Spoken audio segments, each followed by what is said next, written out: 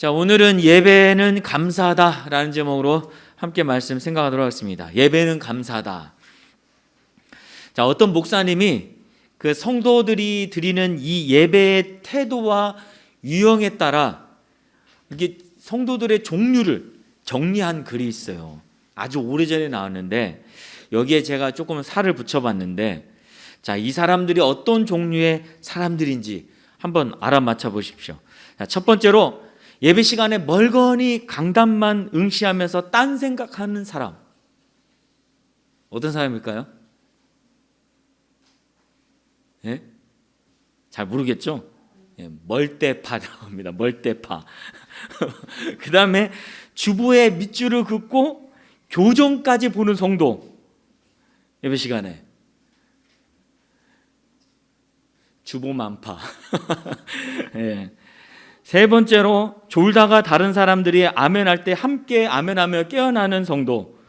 뭘까요? 아멘파, 묵도 아멘파 이렇게 됩니다. 또 예배 시간에 나 홀로 성경 읽기로 시간을 때우는 거예요. 예배 시간 다른 시간에는 안 읽다가 꼭 예배 시간에 자기 혼자 성경을 읽어요. 이렇게 해서 시간을 때우는 성도를 뭐라고 할까요? 네, 독서파 이렇게 말합니다. 옆 사람과 글씨로 대화하는 성도. 말하면 안 되니까 글씨로 대화하는 성도. 뭘까요? 청각장애파. 글씨로.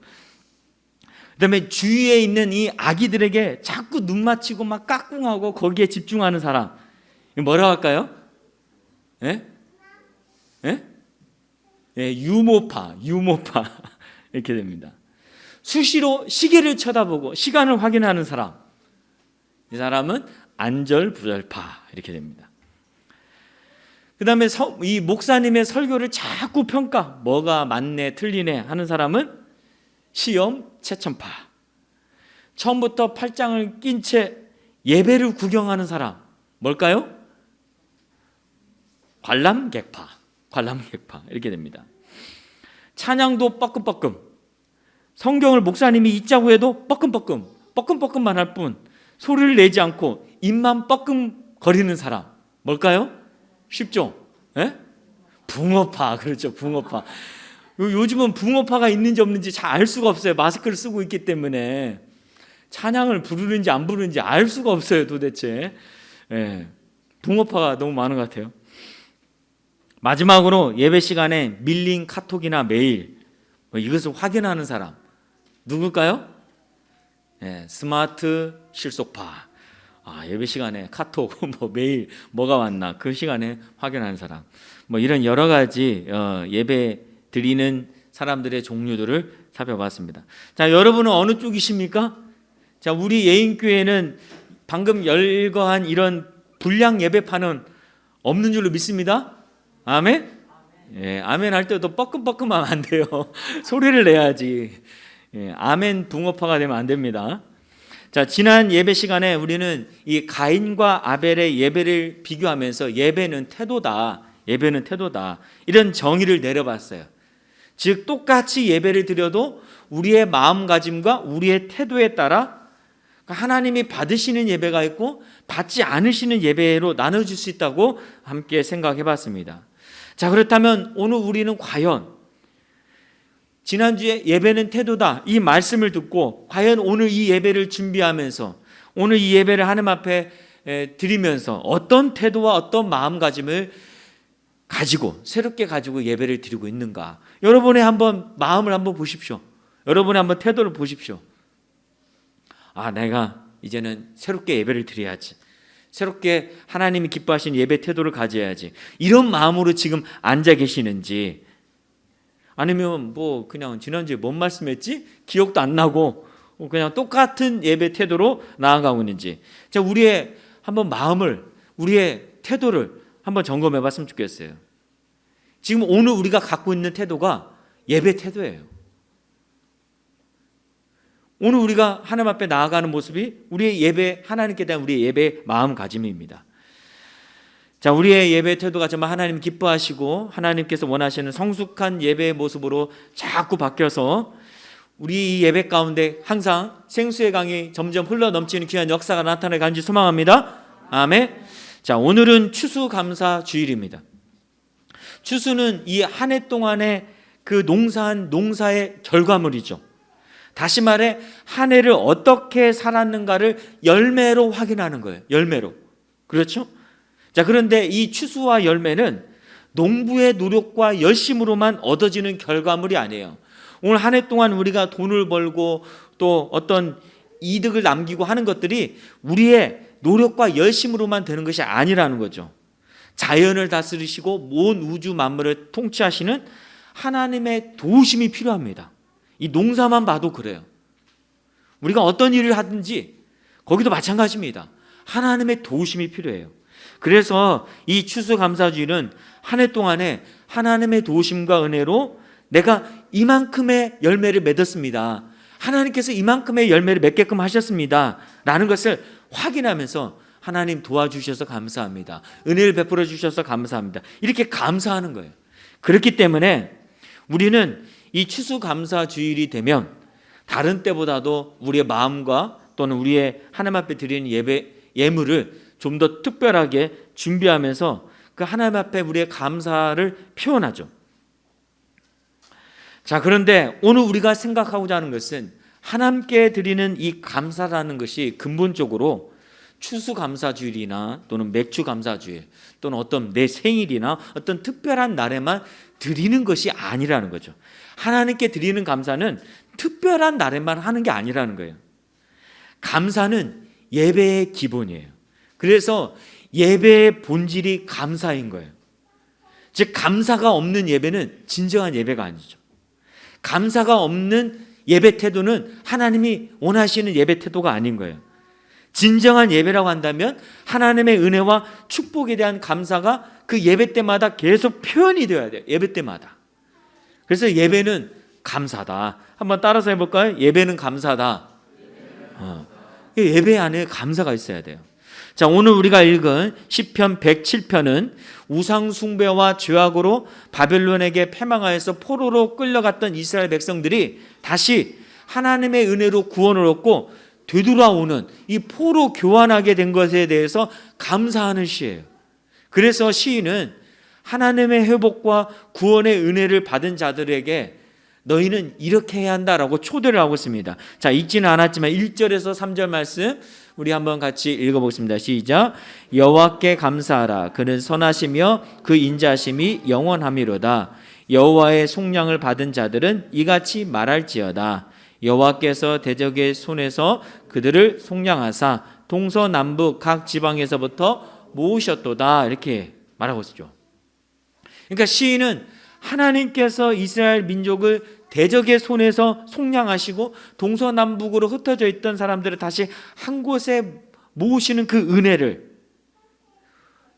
지금 확신하고 있죠. 그런 은혜 베푸시다고 확신하고 있습니다. 그러니 그 회복과 구원의 은혜를 받은 자들은 어떤 삶을 살아야 한다고 초대하고 있습니까? 여호와께 감사하라. 그는 선하시며 그 인자하심이 영원하미로다. 여호와의 속량을 받은 자들은 이같이 말할지어다. 이같이 말할지어다. 이렇게 도전하고 있습니다. 특히 여기에 이같이 말할지어다 이 말은 미완료 시제로 되어 있어요. 미완료.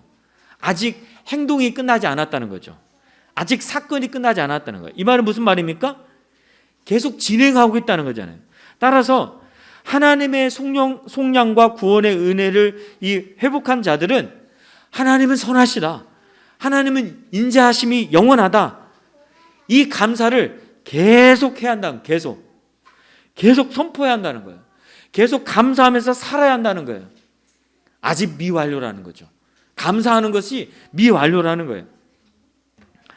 자, 그런데 이스라엘 백성들은 수없이 하나님을 배반했죠. 불순종하고 죄를 지었습니다. 심지어 하나님이 가장 싫어하는 우상숭배까지 함으로 영적인 간음에 빠지기도 했습니다. 그래서 하나님은 그들을 징계하실 수밖에 없었어요. 결국 아수르와 바벨론에 의해서 나라가 완전히 망하고 초토화되고 그리고 포로로 끌려가게 됐어요. 그러니까 하나님께서 선택한 민족이 아무것도 아닌 존재들이 되고 만 거예요. 자, 여러분, 이렇게 패망한 이스라엘 백성들이 이것으로 끝났습니까? 이스라엘 백성이 이 세상에서 완전히 사라졌나요? 이때 당시에 세상 사람들은 이렇게 봤을 거예요. 아, 이스라엘은 이제 없다. 이스라엘이라고 하는 나라는 이제 끝났다. 이 지구상에 존재하지 않는다. 그렇게 생각했을 거예요. 그러나 하나님은 어떻게 하셨습니까? 그들을 기억하셨어요. 그들의 죄 때문에 패망하게 되었지만 하나님은 그들을 기억하셨어요. 다시 그 징계의 고통 속에서 자신들의 잘못을 깨닫고 회개하면서 하나님 앞에 부르짖을 때, 그래서 그들의 그 기도를 들으신 거예요. 그리고 그들의 이 마음을 기억하시고 구원과 회복의 은혜를 베풀어 주셨던 것입니다. 자, 어떻게 베풀어 주셨을까? 자, 19절, 20절 말씀을 한번 같이 읽어보겠습니다. 시작. 이에 그들이 그들의 고통 때문에 여호와께 부르짖음에 그가 그들의 고통에서 그들을 구원하시되 그가 그의 말씀을 보내어 그들을 고치시고 위험한 지경에서 건지시는도다 했습니다. 고통당하는 이스라엘 백성들이 하나님 앞에 부르짖으며 기도하자 하나님은 그들에게 말씀을 보내어 고치셨어요. 그리고 말씀을 보내어 위험한 지경에서 건지셨다는 것입니다. 여러분, 말씀을 보냈다는 말이 무슨 뜻일까요? 단순히 지금 힘들어하고 어려워하는 그 환경에서 그냥 그 환경을 바꾸시거나 그 여건을 바꾸시는 거, 그걸 말하는 걸까요? 그게 아니죠. 우리는 보통 어렵습니다. 이것을 바꿔주십시오. 회복시켜 주십시오. 하나님, 내가 질병에 걸렸습니다. 낫게 해주십시오. 이런 기도를 하지만 하나님께서 말씀을 보내어 고치시고 건지셨다는 것은 무엇이냐? 환경과 여건만 좋게 만드는 것이 아니에요. 그 무엇입니까? 그들이 이렇게 고통을 당하게 된 원인, 바로 죄악된 마음을 고치시겠다는 거죠. 그래서 다시 그 말씀을 보내어 그 죄악된 마음을 고치시고 구원하시고 다시는 그런 상황에 빠지지 않도록 역사하시겠다는 거예요. 그러니까 근본적인 회복과 온전한 치유를 하시겠다는 말이잖아요. 그래서 이런 하나님의 구원에 대해서 시인은 어떻게 해야 한다고 도전하고 있습니까? 21절, 22절 다시 한번 읽어볼까요? 시작. 여호와의 인자하심과 인생에게 행하신 기적으로 말미암아 그를 찬송할지로다. 감사제를 드리며 노래하여 그가 행하신 일을 선포할지로다 했습니다. 먼저 시인은 하나님께서 이스라엘 백성들을 바벨론 포로 생활에서 속량하시고 회복시킨 것에 대해서 우리 인생에게 행하신 기적이다라고 얘기했습니다. 왜 기적일까요? 이스라엘 백성들이 스스로 악한 일을 해서 그렇게 됐잖아요. 패망하게 됐잖아요. 그러니까 하나님의 시각에서 봐서는 그들에게 회복과 구원을 베풀어 줄 이유가 전혀 없는 거죠. 그런데 하나님께서 그들의 고통의 소리를, 그들의 기도를 들으시고 그냥 인자하심으로 긍휼을 베풀어 주시고 회복과 구원을 베풀어 주신 거예요. 그냥 하나님 입장에서 내가 회복시켜야겠다, 내가 긍휼을 베풀어야겠다, 이렇게 결정하시고 베풀어 주신 거예요. 그러니까 기적이라는 거죠. 이런 회복과 구원을 받을 만한 조건이 아무것도 없는데도 그냥 하나님께서 주셨으니까 기적인 거죠. 그리고 이런 기적을 베풀어 주신 인자하신 그 하나님 앞에 우리가 찬양하며 감사제를 드려야 한다. 감사제를 드려야 한다라고 얘기를 하고 있습니다. 자, 여기에서 감사제는 무엇을 말하는 걸까요? 바로 감사의 제사죠. 감사의 예배예요. 그러면 감사제는 어떤 제사이며 어떤 예배일까? 자, 레위기 7장에 보면은 하나님께서 제정하신 5대 제사 중에 화목제가 나옵니다. 화목제. 이 화목제는 무엇이냐? 말 그대로 하나님과 인간과의 관계가 화목하다라는 것을 드러내는 제사예요. 하나님과 인간과의 관계가 지금 화목합니다라는 것을 드러내고 표현하는 이 제사가 화목제인 거예요.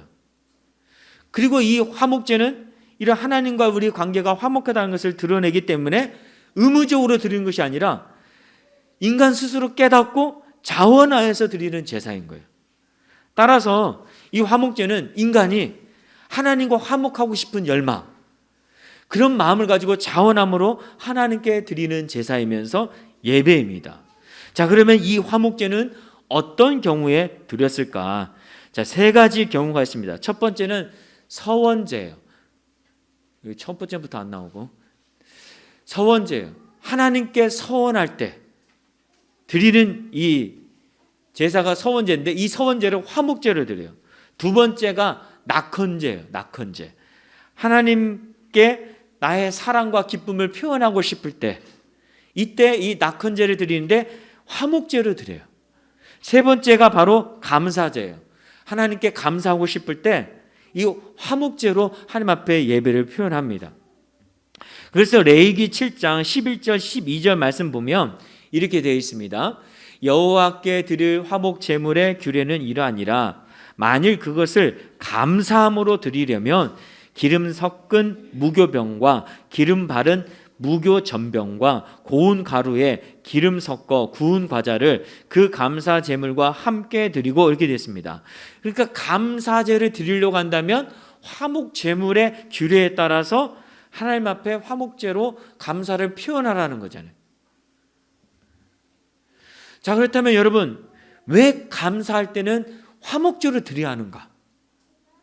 왜 감사할 때는? 도대체 이 감사제와 화목제는 어떤 연관성을 갖고 있는 것일까?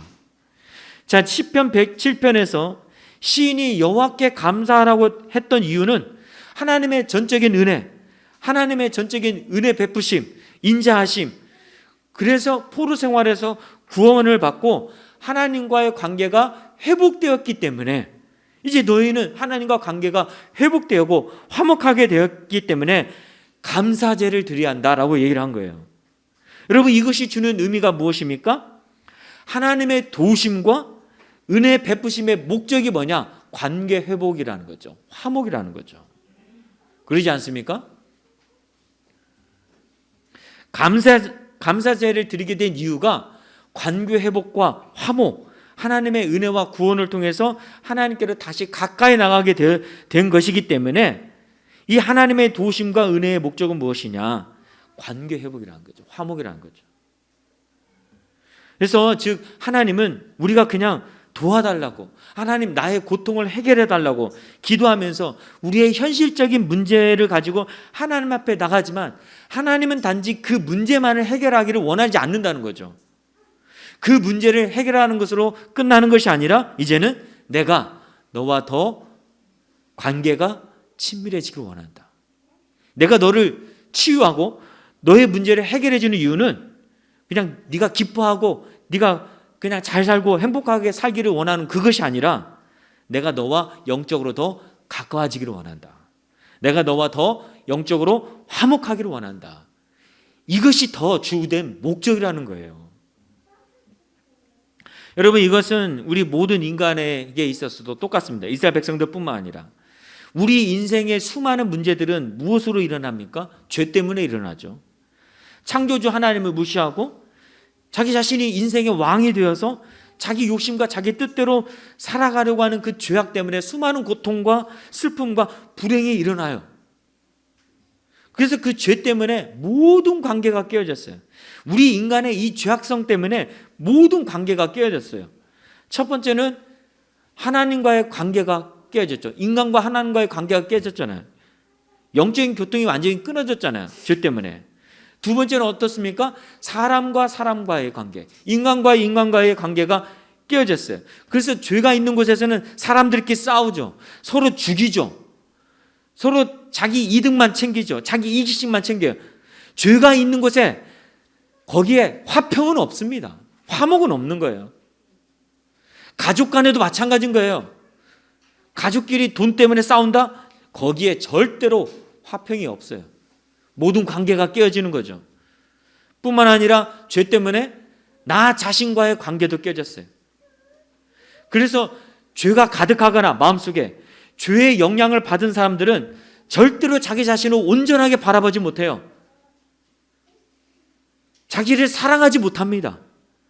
마음이 병들고 상처나고 쓴뿌리가 가득한 거예요. 이게 다 죄 때문에 하는 거죠. 마지막으로 어떤 관계가 깨졌습니까? 인간과 자연과의 관계가 깨졌어요. 코로나19는 무엇의 산물입니까? 인간의 탐욕의 산물이죠. 인간의 이기적인 욕망이 만든 것이 코로나19 바이러스인 거예요. 여러분, 이것이 끝일까요? 끝이 아니죠. 왜 요즘 그린 뉴딜, 저탄소 그런 얘기를 자꾸 얘기할까요? 이 무분별한 인간의 탐욕 때문에 자꾸 자연이 훼손되고 환경이 오염이 가속화되다 보니까 과학자들이, 전 세계 과학자들이 2050년 이대로 가다가는 2050년이 되면 지구는 거주 불능의 지구가 된다. 그렇기 때문에 그 전에 탄소를 자꾸 줄여야 한다. 한번 발생한 탄소는 사라지지 않아요. 그래서 자꾸 줄여야 한다 하는 거예요. 우리의 자녀들이 2050년들에 이 지구에서 어떻게 살 것인가, 우리가 심각하게 한번 고민을 해봐야 돼요. 이렇게 된 이유가 뭡니까? 우리 인간의 죄, 탐욕, 이기심, 욕심 때문에 이렇게 된 거예요. 자, 그럼에도 불구하고 이 모든 것이 죄 때문에 일어나고 있는 것을 알고 있음에도 불구하고 이 인간들은 그 죄 문제를 해결할 수 있는 그 하나님을 향해서 어떤 태도를 보이고 살아왔습니까? 자, 로마서 1장 21절 말씀을 쉬운 성경으로 보면 이렇게 되어 있습니다. 사람들은 하나님을 알면서도 하나님께 영광을 돌리지도 않았고 하나님께 감사하지도 않았습니다. 오히려 사람들은 헛된 것을 생각했으며 그들의 어리석은 마음은 어둠으로 가득 찼습니다. 죄의 결과로 하나님과의 관계가 깨어지는 것은 물론 그것 때문에, 이 죄 때문에 하나님께 감사하지도 않아요. 이 땅을 주신 분이 하나님이시고 우리가 이 세상을 살아가게 된 것이 그 창조주 하나님의 은혜라는 것을 여러 통로를 통해서 알고 있음에도 불구하고 이제 감사하지도 않아요. 그 감사가 사라진 어리석은 마음 가운데는 어떤 일이 일어나게 됐습니까? 어둠으로 가득 차게 됐죠. 그래서 그 어둠으로 가득 차게 된 인간들은 어떤 모습을 갖게 되었습니까?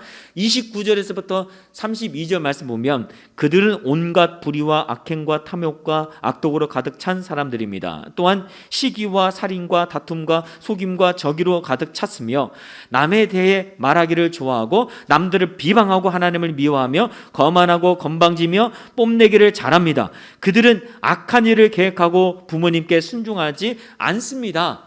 그들은 양심도 없으며 약속을 지키지 않으며 친절하지도 않고 동정심도 없습니다. 사람들은 그런 일을 행하는 사람은 죽어 마땅하다는 하나님의 의로우신 법을 알면서도 자기들만 그런 악한 행동을 계속하는 것이 아니라 그런 행동을 저지른 다른 사람들까지 잘한다고 두둔합니다.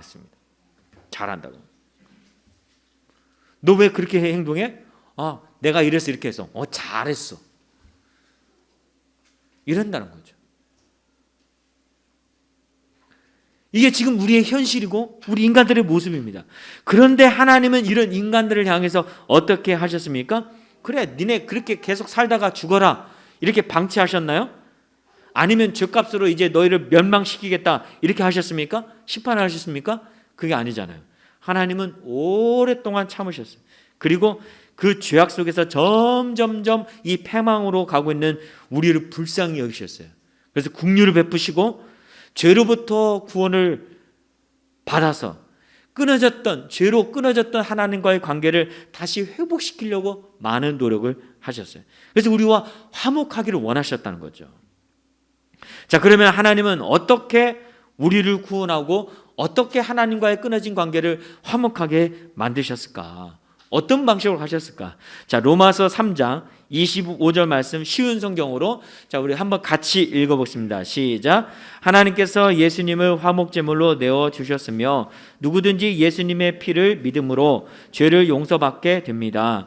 하나님은 이전에 살았던 사람들이 지은 죄에 대해 오래 참으심으로 심판하지 않으셨습니다. 이렇게 하여 하나님께서는 그분의 의로우심을 보이셨습니다. 라고 씁니다.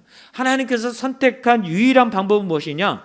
하나님의 그 하나뿐인 아들 예수님을 우리 죄를 대신해서 화목 제물로 내어주셨어요. 화목 제물.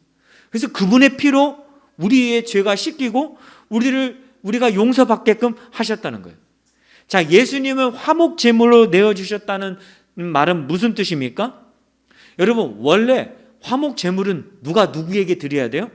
아까 우리가 레위기 7장에 나온 이 화목제를 봤을 때 누가 누구에게 드려야 돼요? 화목 제물은 인간이 하나님 앞에 드려야 하잖아요. 그 하나님의 은혜에 감사해서 하나님께 드려야 하는 것이 화목 제물이잖아요. 그런데 거꾸로 하나님께서 우리 인간을 위해서 자기의 아들을 화목 제물로 주셨어요. 왜 이렇게 하셨을까요? 인간이 죄 가운데 빠져 있다 보니까 하나님과 화목될 수도 없고 그렇게 화목된 그 관계 속에서 하나님 앞에 드릴 수가 없는 거죠. 내가 하나님과 화목해야겠다 그런 생각조차도 없는 거죠. 어떻게 보면.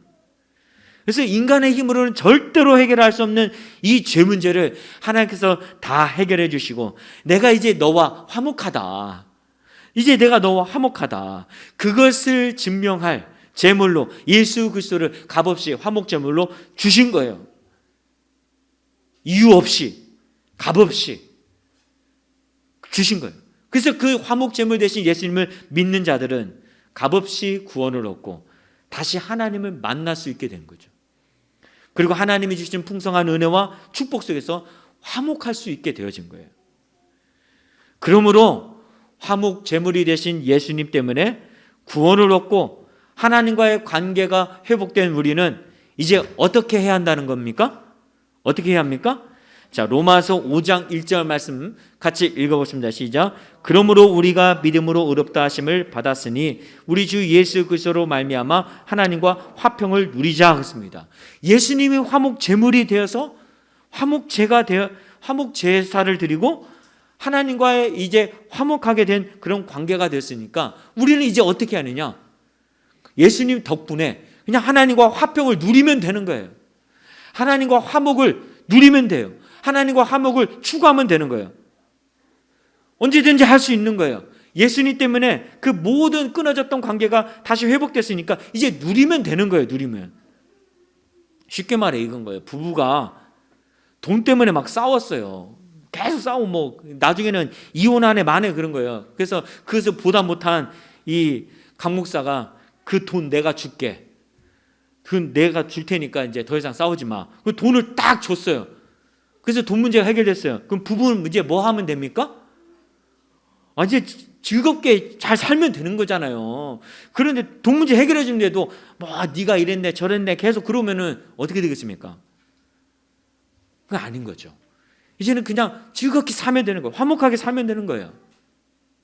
이 마찬가지예요. 주 예수 그리스도로 말미암아 화목하게끔 되어진 거예요. 그러니까 우리는 그 예수님을 통해서 예수님을 의지해서 하나님과 화평을 자꾸 누려야 하는 거죠. 그 화목을 즐겨야 하는 거예요. 자, 그러면 어떻게 하는 것이 하나님과 화평을 누리고 화목을 즐기는 것일까? 오늘 시편 7편 시인이 말했잖아요. 여호와께 감사하라.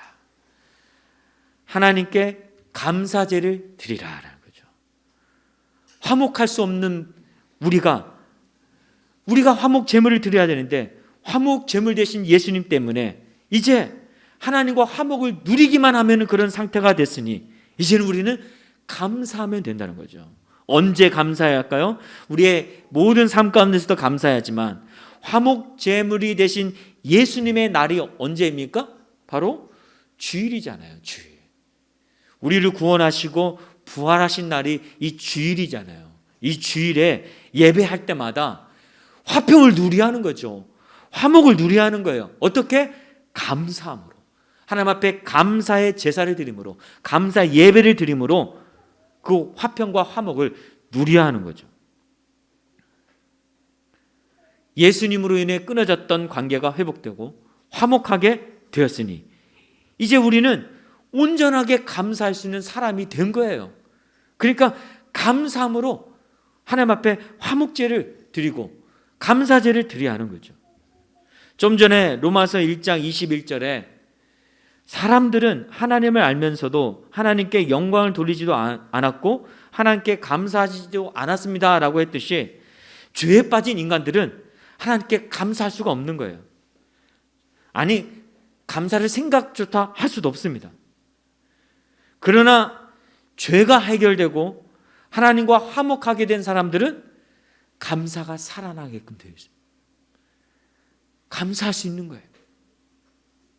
그래서 하나님의 구원의 은혜와 값없이 나의 화목제물이 되신 예수 그리스도의 사랑 앞에 온전한 감사를 할 수 있는 사람으로 회복된 사람이 바로 우리인 거예요.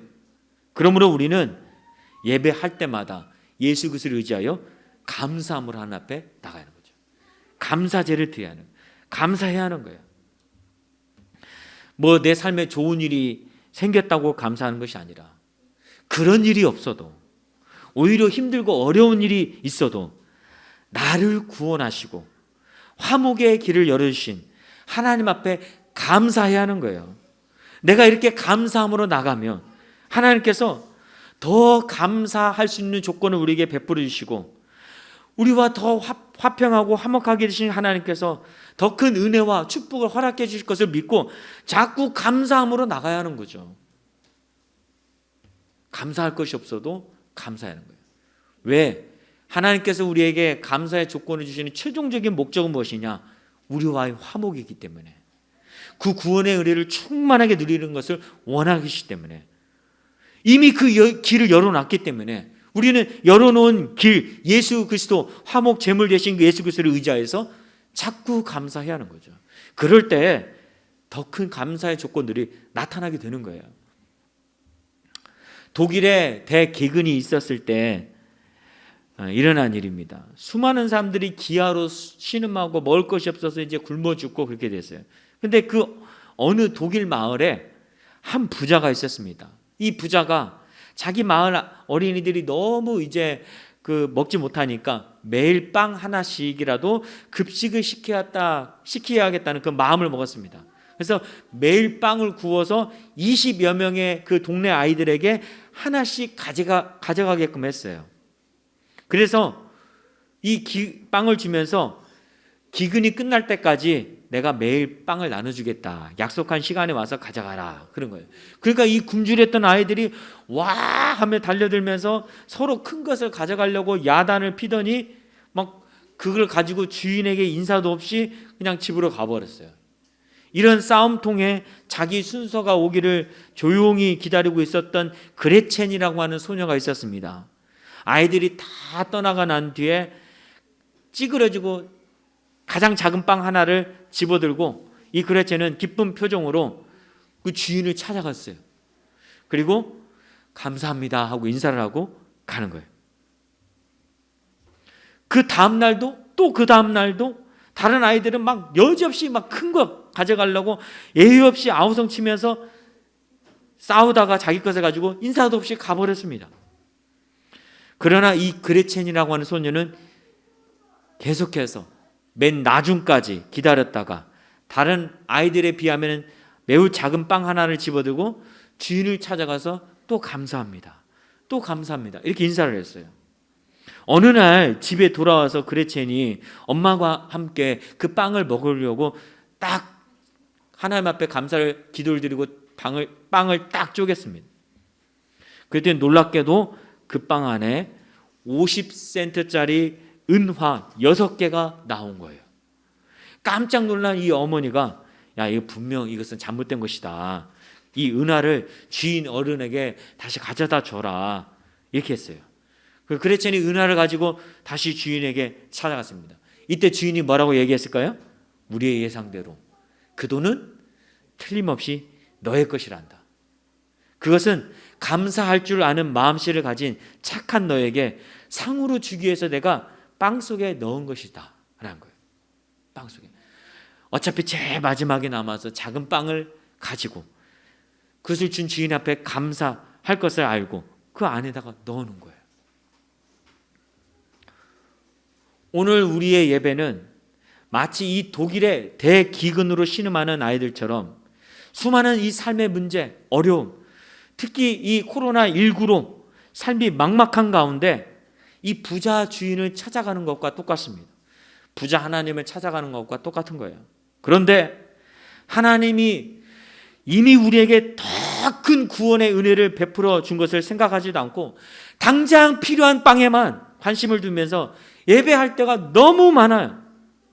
하나님 이런 문제 저런 문제 해결해 주세요, 이렇게 간구를 하지만 나에게 구원을 베풀어 주시고 오늘 이렇게 예배할 수 있도록 역사하신 그 하나님 앞에 감사는 잘 하지 않는다는 거예요. 오늘 예배가 감사제로 하나님 앞에 잘 드려지지 않는다는 것입니다. 그러다가 문제가 조금 해결되면 그냥 조금 감사해요. 그리고 또 잊어버리는 거예요. 그러나 우리가 예배 때마다 정말 감사할 것은 우리에게 베푸르신 이 구원의 은혜, 그 하나님 앞에, 구원의 하나님 앞에 감사해야 하는 거예요. 화목 제물이 되어주신 그 예수님께 감사해야 하는 거죠. 근데 우리는 너무 빵에만 관심을 가져요. 그러다 보니까 더 큰 은혜를 주신 그 감사를 잊어버리는 거죠. 그러나 여러분, 우리가 화목 제물 대신 예수 그리스도로 말미암아 구원을 얻고 하나님과 화목하게 되었다고 한다면, 여러분, 이 은혜를 가장 먼저 생각하고 예배 때마다 감사해야 돼요. 그래서 그 감사할 때 하나님과 더 화목하게 되는 거예요. 하나님과 화평을 더 누리게 되는 거예요. 하나님은 이 감사를 더 기쁘게 받으시는 것입니다. 더 가치 있게 여기시는 거예요. 그리고 이런 감사로 하나님께 예배하는 자들을 더 축복하시고 그들의 기도를 더 들으시고 더 큰 감사의 조건을 상으로 허락해 주신 줄로 믿습니다. 그러므로 여러분, 예배 때마다 감사하는 자 되실 수 있기를 바랍니다. 하나님의 구원의 은혜, 오늘도 나의 화목 제물 되신 예수님의 사랑을 내가 감사합니다. 나에게 구원의 은혜 베푸신 그 하나님 앞에 감사합니다. 내가 이렇게 어렵고 힘들지만은 주님, 그 어떤 것보다도 나를 구원해 주신 그 감사의 은혜가 가장 큰 감사의 조건입니다. 그 은혜에 감사합니다.